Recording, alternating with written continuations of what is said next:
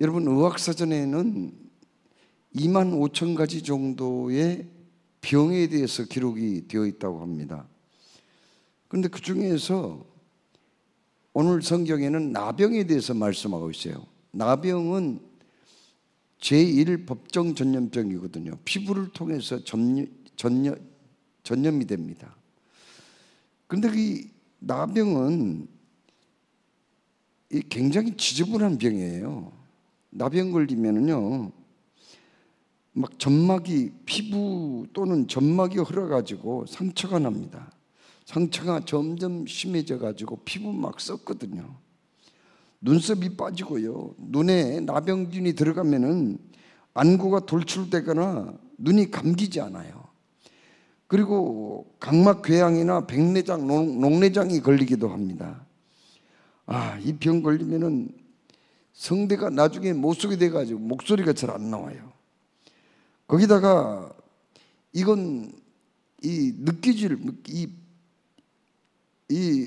신경이 죽기 때문에요, 촉감을 못 느껴요. 아픔도 못 느껴요.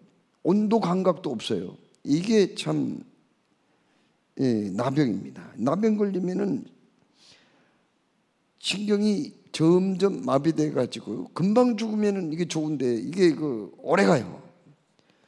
어떤 사람은 한 나병 걸려 가지고 9년 정도 살다가 죽는다고 그래요. 이 병에 걸리면은요, 그냥 건강한 사람하고 같이 있을 수가 없어요.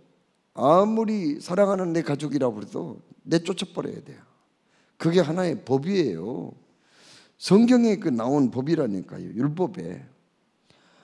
그래가지고 저기 동네하고 멀리 떨어진 동굴 있잖아요. 동굴 같은데 거기에서 살거나 아니면은 깊은 산속 오두막집을 지어놓고 거기서 혼자 죽을 때까지 사는 거예요.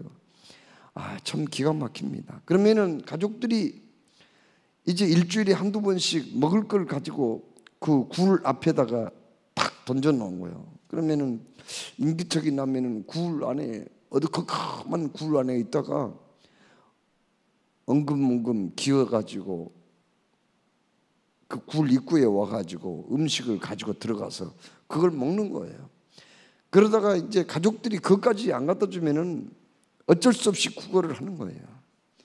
구걸을 하는데 이 건강한 사람하고 같이 다닐 수가 없어요. 바람이 불 때는 더 멀리 떨어져야 돼요. 그래가지고 저기 사람이 오잖아요. 그러면은 큰 소리로 외쳐야 돼요. 나는 부정하오, 부정하오, 그렇게 외치는 거예요. 가까이 오지 말라는 거예요. 나는 더럽고 추한 인간이라는 거예요. 실제로 나병이 걸리면은 온몸 막 피부가 썩어버리기 때문에 그 양계장에 닭똥냄새 같은 그런 아주 악취가 사람에게서 이렇게 풍겨납니다. 이 병이 점점 심해지면은요, 나중에는 손가락, 발가락이 떨어져 나갑니다. 그런데도 아픔이 없기 때문에 그것이 더 사람을 힘들게 만드는 거죠. 여러분, 성경을 읽어보면은 레위기 13장 14장에는요 이 나병에 대해서 기록이 된 거예요. 나병에 대해서 2장에 걸쳐서 기록이 되어 있어요. 성경이 얼마나 참 귀한 책입니까?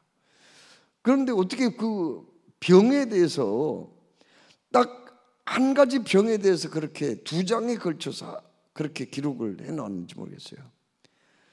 그건 뭔가 중요한 의미가 거기 있는 거 아니겠어요? 왜 그렇게 나병에 대해서 그렇게 상세하게 기록을 해놓았을까요? 나병 걸린 그 사람은 증상이 어떻게 나타난다, 나병 걸리면은 즉각 어떻게 행동을 해야 된다, 또 어쩌다가 나병은 잘 낫지 않지만은 나병이 나으면은 그 다음에 어떻게 조치를 해야 된다, 뭐 이런 것들을 상세하게 기록을 해놨거든요. 그러면 왜 하나님이 그렇게 나병에 대해서 그 뭐 이 세상에 얼마나 많은 질병이 있습니까? 전염병만 하더라도 뭐 장티푸스, 뭐 이질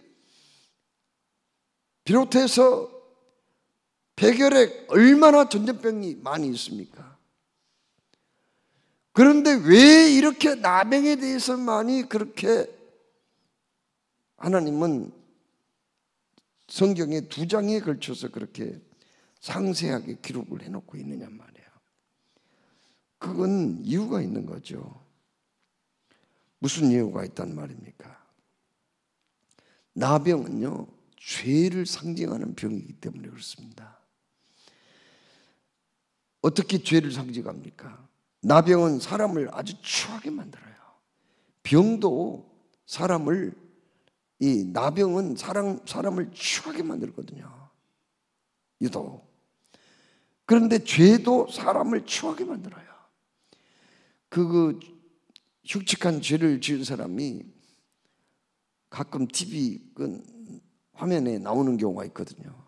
끌려가는 거 보면은 대개 보면은 모자를 확 눌러 쓰거나 마스크를 해서 자기 얼굴을 잘 몰라보게 합니다. 점퍼 같은 것을 뒤집어 쓰고 양쪽에 그 형사 같은 사람들이 이렇게 끌고 가는 그런 모습을 보게 됩니다. 대부분 그런 모습이에요. 왜 그럴까요? 죄는 그렇게 사람을 부끄럽게 만들거든요. 그렇습니다. 나병도 사람을 부끄럽게 만들어요. 나병도 나이 먹은 사람이 중년 이상이 걸리면은요, 일단 격리를 시키기 전에 어떻게 하는 줄 아세요? 제사장이 그 사람 끌고 와가지고, 세상에 그 성전 앞에서 십자가를 짊어지게 만들어요. 그리고는 장례식을 치른다는 거예요. 아니, 어떻게 생사람을 끌고 와서 장례식을 치릅니까? 그건 뭐냐? 너는 죽은 목숨이다, 이제는. 언제 죽을지 모른단 말이야. 그렇기 때문에 그렇게까지 한다는 거예요. 이렇게 나병은 사람을 부끄럽게 하고 죄도 사람을 부끄럽게 만드는 거예요. 나병은 육체를 무감각하게 만들고요, 죄도 양심을 아주 무감각하게 만들어요. 마비시켜버려요. 나병은 결국은 어떻게 됩니까? 다른 사람에게 병을 전염시키기도 해요. 전염이 되는 거예요. 그와 마찬가지로 이 죄도 다른 사람을 오염을 시킬 경우가 많이 있어요. 그렇습니다. 대개 보면은 죄를 짓는 사람들은요, 자기 혼자 짓기도 하지만은 다른 사람하고 어울려서 죄를 짓는 경우가 참 많아요. 왜 그런지 아세요? 죄라는 것은 오염을 시켜서 다른 사람까지 죄에 빠지게 만드는 성질이 있는 거죠. 그리고 나병은 결국은 죽게 됩니다. 죄도 영혼을 죽게 만드는 거거든요. 그래서 성경에 나병에 대해서 구약 성경이 그렇게 2장에 걸쳐서 상세하게 다루고 있는 거예요. 이 병이 꼭 죄하고 똑같거든요, 성격이. 여러분, 오늘도 나병 걸린 사람을 예수님이 만났다는 그런 얘기를 하고 있어요. 여러분, 예수님이 길을 가다가 나병 걸린 사람을 만나게 된 거예요. 나병 걸린 사람이 어떻게 얘기를 합니까? 꿇어 엎드려 간과하여 이르되 원하시면 저를 깨끗하게 하실 수 있나이다. 이렇게 얘기를 합니다. 그러니까는 무슨 얘기입니까? 이 나병 걸린 사람이 예수님한테 가까이 왔다는 거 아니에요. 원래 이 건강한 사람도 나병이 가까이 오는 걸 싫어하거든요. 저도 어렸을 적에 가끔 그 나병 걸린 사람들이요, 동냥을 하러 와요. 그러면은요, 막 그냥 도망 다녔어요. 무서워서요. 왜요? 나병 걸린 사람들이 가끔 자기 병을 낫기 위해서 아이들의 간을 내먹는다는 그런 소문이 들렸거든요.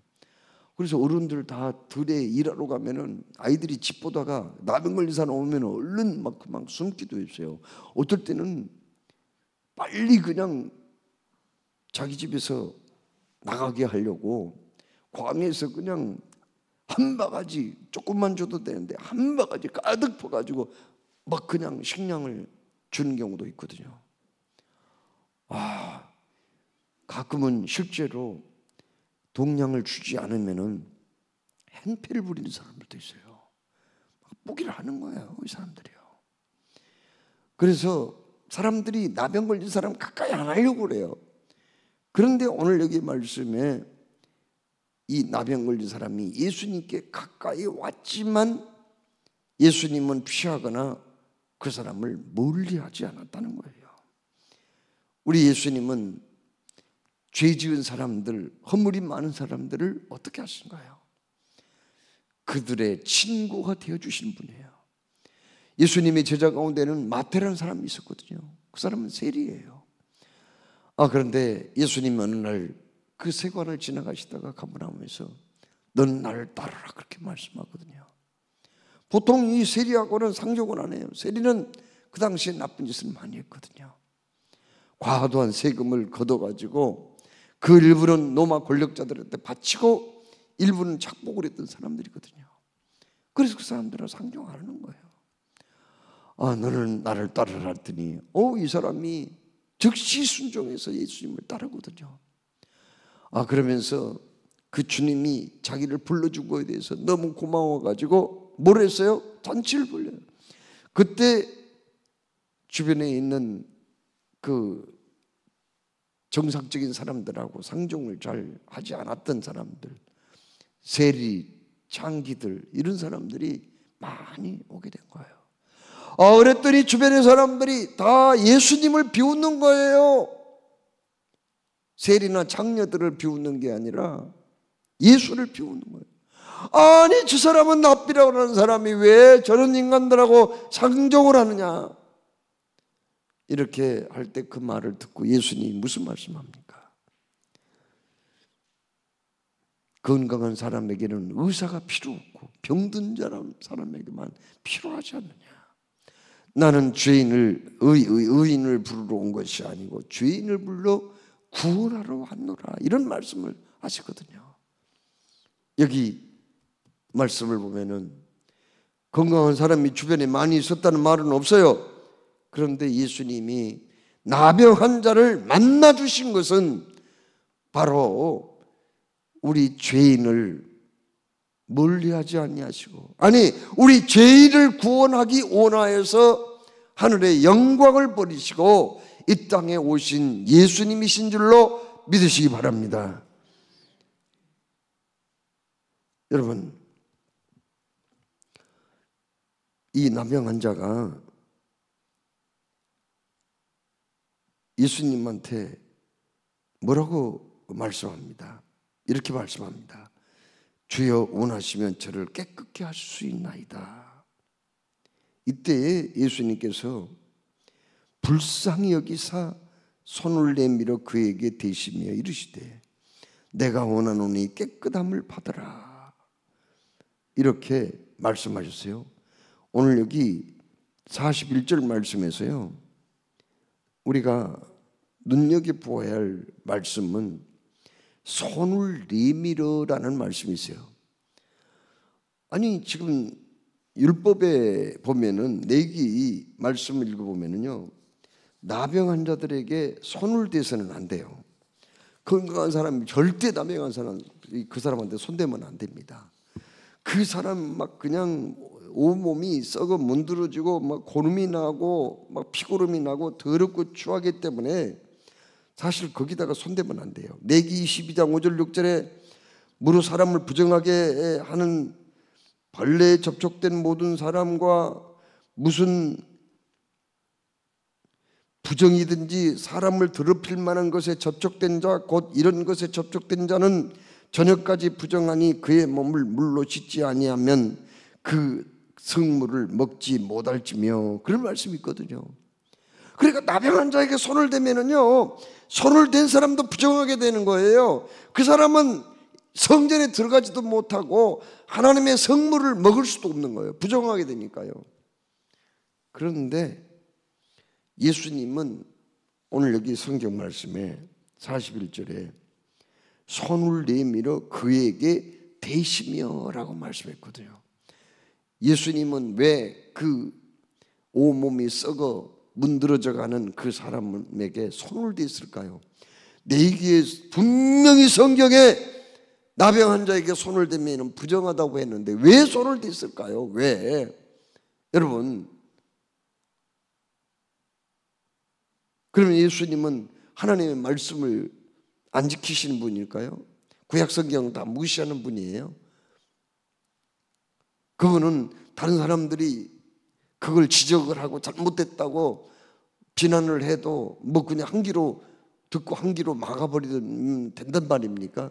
왜 예수님은 그렇게 더럽고 지저분한 나병 환자의 몸에다가 손을 댔느냐 말이에요. 왜 그랬어요? 이분이 율법을 어기면은 얼마나 주변에 지금 눈을 부릅뜨고 감시하는 사람이 있나요? 얼마나 그 꼬투리를 잡기 위해서 보고 있는 분들이 있는 사람들이 많은데 왜 그분은 그렇게 하셨냐는 거예요. 왜 손을 댔을까요? 여러분, 우리가 기억해야 할 것은 뭐라고 말씀하세요? 손을 대시면서 그에게 내밀어 그에게 대시며 내가 원하노니 깨끗함을 받으라 하시니 곧 나병이 그 사람에게서 떠나가고 깨끗해진지라. 무슨 얘기인가요? 자, 보세요.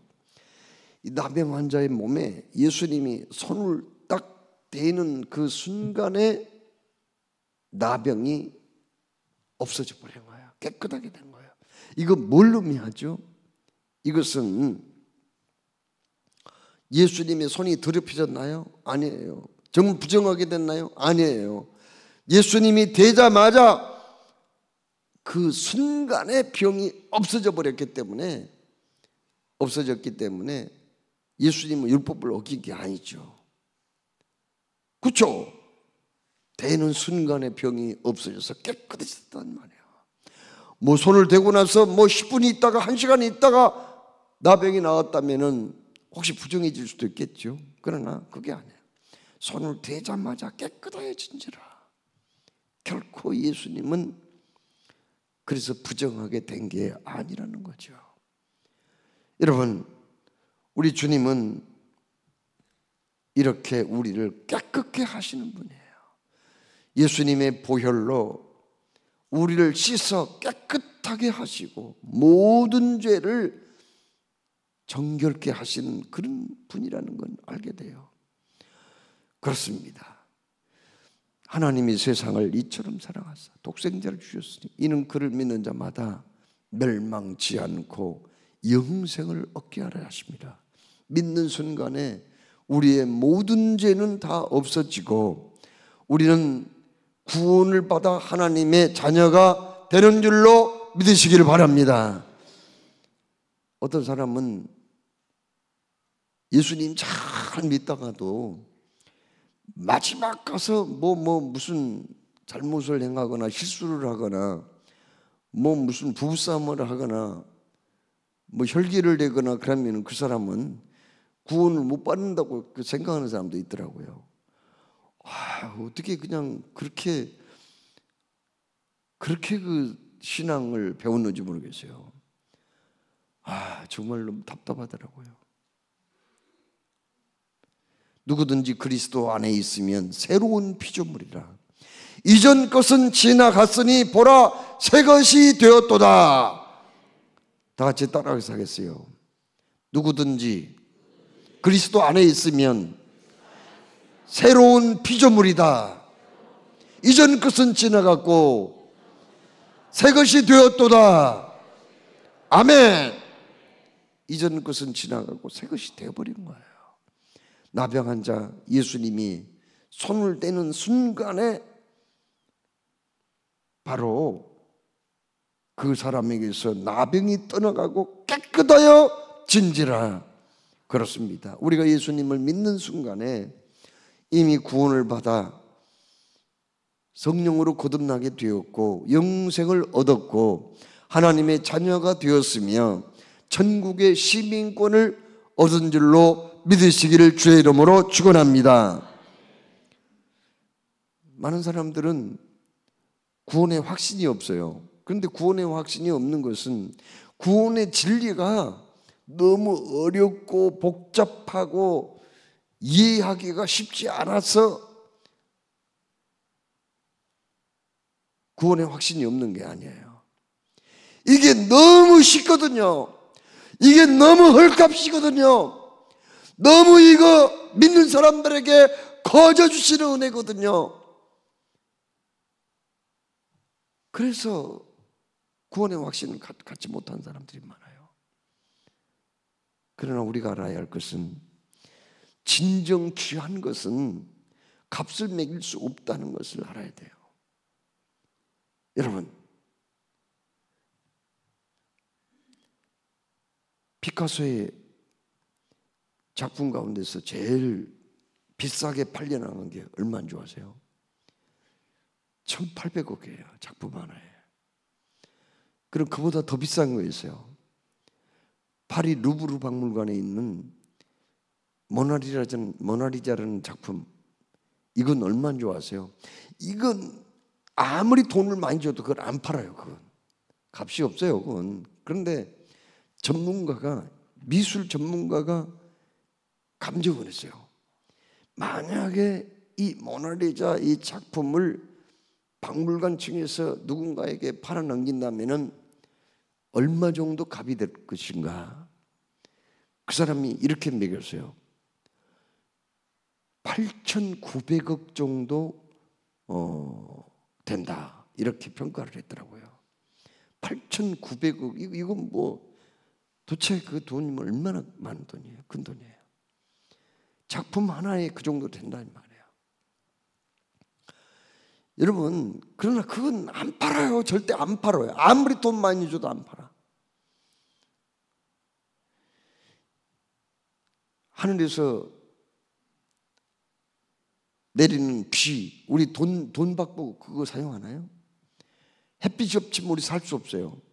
햇빛 돈 받고 우리가 사용하나요? 부모님의 은혜는 너무 커요. 또 측량할 수 없어.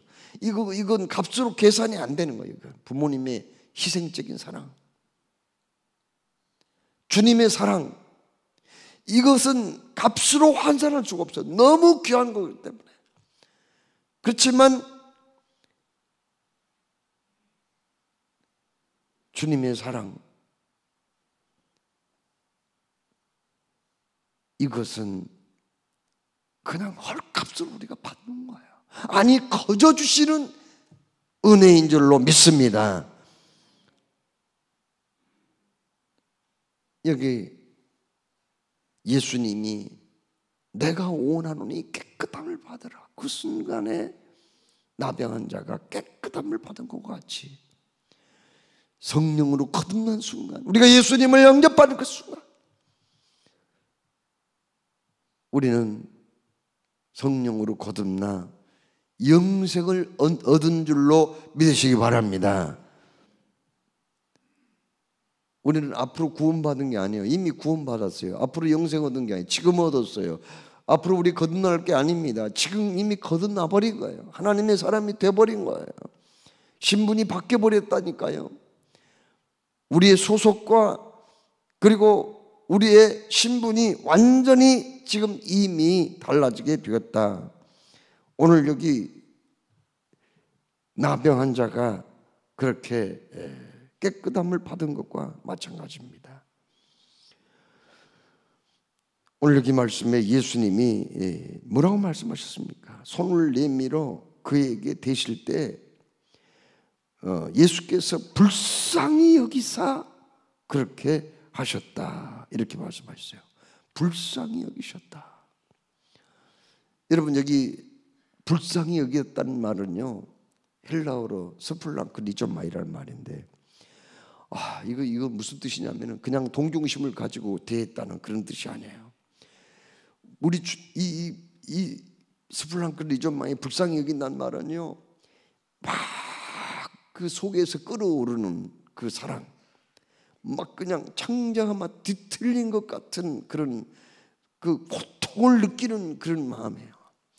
그냥 사랑을 베풀지 아니하면은 도저히 견딜 수 없는 거야. 막 창자가 막 뒤틀리고 속에서 뭔가가 막 끌어올라오기 때문에 견딜 수 없는 그런 마음이 있잖아요.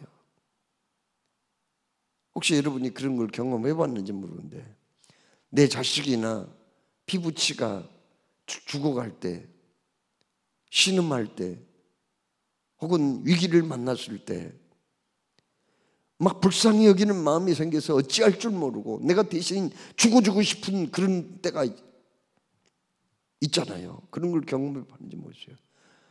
내가 그 사람을 위해서 죽어줬으면 딱 좋겠어. 내가 대신 아파줬으면 딱 좋겠어. 내가 대신 좀 고통당했으면 좋겠어.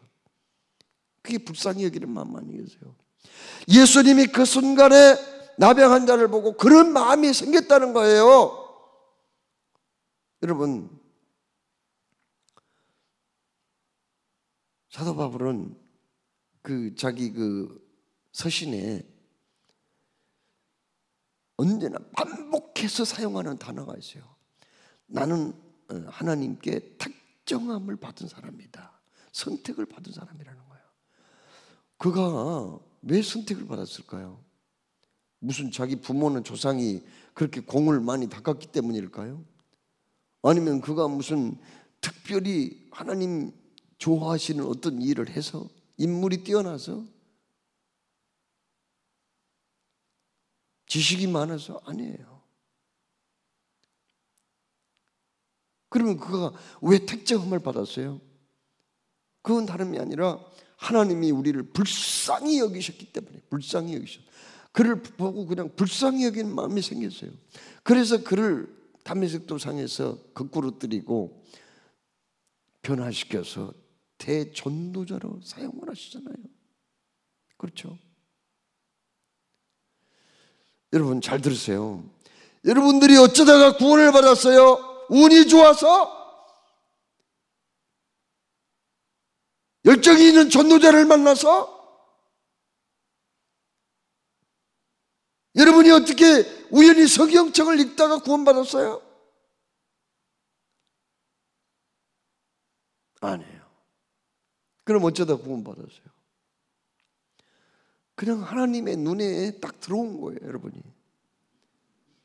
이 하나님은 역대하 16장 9절에 보면은 온 땅을 두루두루 감찰하신다고 그랬거든요. 둘러보시다가요, 둘러보시다가 당신의 마음에 들은, 눈에 들어오는 사람이 딱 있어요. 그 사람을 딱 불러 선택하셔서 그에게 은혜와 능력을 주신 분이라고 성경에 그렇게 나왔어요. 다 같이 따라서 했어요. 하나님은 어느 날 내가 눈에 들어왔다. 그게 선택받은 거예요. 이해가 됐어요? 그 이유가 없어. 그냥 눈에 들어온 거예요, 그냥. 그래서 우리를 선택해서 불러주시고, 너 구원받아라. 너는 내 딸이다. 내 아들이다. 너는 천국 가야 돼. 절대 지옥 가면 안 돼. 그렇게 하신 거예요. 여기 나병 환자 보세요. 참 그 나병 걸려가지고 얼마나 고생을 많이 했어요. 가져가고 격리시켜가지고 지금 아마 어디 국속에서나 어디 그 음악집에서 있다가 나왔을 거예요. 틀림없어요. 건강한 만나지도 않죠. 인간 취급 안 해준다니까요. 먹을 것도 없어요. 구걸을 해야 돼요. 그런데 예수님 만나가지고 완전히 인생이 바뀌게 된 겁니다. 왜 그렇게 됐는가? 주님이 그를 불쌍히 여기사 손을 내밀어 그에게 대시며 내가 원하노니 깨끗함을 받으라 이렇게 말씀한 거예요. 자, 말씀을 맺고자 합니다. 우리는 어떤 사람들인가요? 죄인이죠. 이 나병 환자하고 똑같은 사람이에요. 그런데 우리 주님이 우리를 불쌍히 여기셔서 다가오셔서 내가 원하노니 깨끗함을 받으라 손을 내밀어 우리 몸에 대시면서 그렇게 선포하신 거예요. 순간 나병과 같은 우리의 죄는 다 없어지고 우리는 새로운 사람으로 거듭나게 된 거죠. 그런데 나병 환자의 태도가 참 좋아서요. 그는 꿇어 엎드려서 간구했단 말씀했거든요. 그 예수님, 위대하신 예수님한테 그냥 서서 말씀할 수가 없어. 그냥 서서 얘기할 수 없어. 앉아서 얘기할 수도 없어. 너무너무 그냥 위대하신 그 예수님 앞에 나병 걸린 자기가 너무 송구스러워서 꿇어 엎드렸어요. 그냥 땅바닥에 엎드려가지고 그렇게 말씀한 거예요. 참 태도가 너무 좋습니다. 자, 나 같은 죄인 살려주신 우리 주님이십니다. 우리가 기도할 때나 봉사할 때나 섬길 때나 신앙생활할 때 여기 나병 환자와 같은 겸손한 마음으로 낮아진 자세로 그리고 주님께 영광 돌리고자 하는 마음으로 나아갈 때 하나님께서는 나를 받아주시고 불쌍히 여기셔서 참으로 큰 은혜와 복을 충만하게 내려주실 것을 믿으시기를 주의 이름으로 축원합니다. 사랑해 주님, 오늘도 말씀 주셔서 감사합니다. 주신 말씀 새기며 참으로 나를 불쌍히 여기시고 치유하시고